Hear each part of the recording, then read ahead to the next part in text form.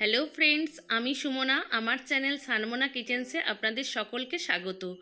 আজ আমি আপনাদের সাথে শেয়ার করতে চলেছি নিরামিষ দিনের আলুর পকোড়া আপনারা কিভাবে বানাবেন। তাহলে চলুন আমি তাড়াতাড়ি বানিয়ে নিই এই আলুর পকোড়া।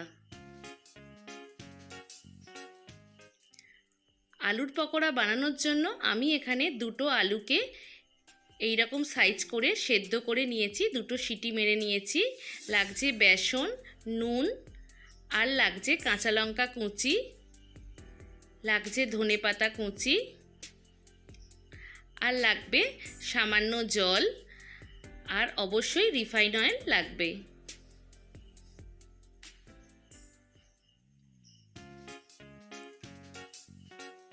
প্রথমে আমি সেদ্ধ করা আলুটাকে খুব ভালোভাবে ম্যাশ করে নেব, যেন একটুও না দানা থাকে এমনভাবে ম্যাশ করবেন। দেখতেই পাচ্ছেন একদম প্লেনভাবে ম্যাশ করে নিয়েছি আলুগুলোকে।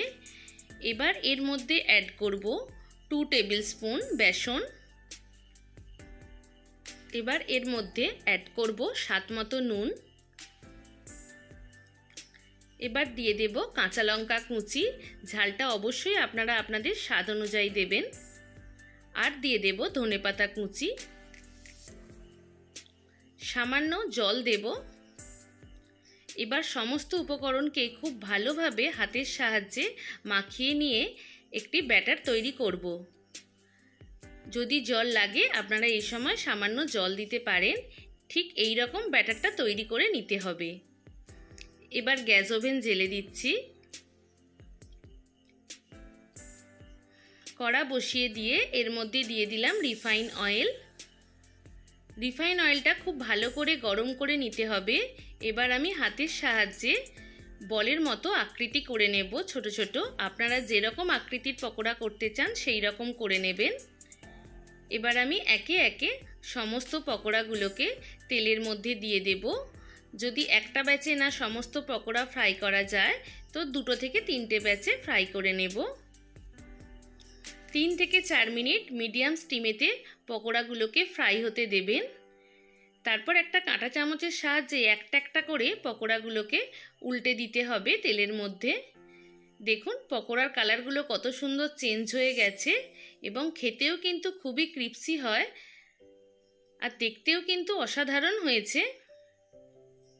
আপনারা ঝটপট তাড়াতাড়ি বানিয়ে ফেলতে পারেন কিন্তু এই পকোড়া, আর খেতেও খুবই ভালো লাগে। ঘরে থাকা 3-4টে উপকরণ দিয়েই কিন্তু এই পকোড়া খুব ইজিভাবে তৈরি করে ফেলতে পারেন। বাড়িতে কোনো গেস্ট এলেও নিরামিষ দিনে এই পকোড়া যদি তাদেরকে সার্ভ করা হয় তারা কিন্তু খুবই খুশি হবে। দেখুন এইভাবে সমস্ত পকোড়াগুলোকে খুব ভালোভাবে ফ্রাই করে নিতে হবে, যাতে দুদিকই খুব ভালোভাবে ব্রাউন কালার হয় এবং ভেতরটাও যাতে খুব ভালোভাবে ভাজা হয়ে যায়। সমস্ত পকোড়া ফ্রাই হয়ে যাওয়ার পর আমি একে একে প্লেটের মধ্যে তুলে নিচ্ছি। বর্ষাকালে এই গরম পকোড়া খেতে কিন্তু খুবই ভালো লাগে। গরম চা বা কফির সাথে এই পকোড়া খেতে খুবই ভালো লাগে। তাহলে বন্ধুরা আপনারা কিন্তু এই রেসিপিটা অবশ্যই ট্রাই করবেন। কেমন লাগলো তা কমেন্টস করে জানাবেন। ভালো লাগলে লাইক করবেন, আত্মীয় বন্ধুদের সাথে অবশ্যই শেয়ার করবেন। আমার চ্যানেলে নতুন বন্ধু হয়ে থাকলে চ্যানেলটিকে সাবস্ক্রাইব করবেন এবং পাশে থাকা বেল নোটিফিকেশান অবশ্যই অন করবেন, যাতে আমার চ্যানেলের যে কোনো রান্নার সর্বপ্রথম আপডেট আপনার কাছে পৌঁছে যায়। ভিডিওটা দেখার জন্য আপনাদের সকলকে অসংখ্য ধন্যবাদ।